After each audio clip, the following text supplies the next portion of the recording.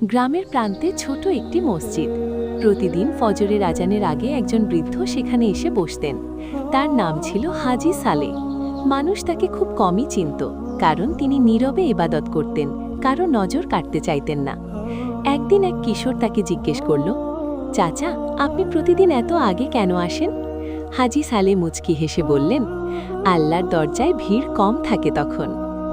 এক রাতে প্রচণ্ড বৃষ্টি হচ্ছিল, কেউ মসজিদে আসেনি, শুধু হাজি সালে একা নামাজ পড়ছিলেন। সিজদায় গিয়ে তার চোখ থেকে এক ফোঁটা অশ্রু মাটিতে পড়ে গেল। তিনি ফিসফিস করে বললেন, হে আল্লাহ, মানুষ আমাকে চিনুক বা না চিনুক, তুমি যেন আমাকে ভুলে না যাও। কিছুদিন পর হাজি সালে ইন্তেকাল করলেন।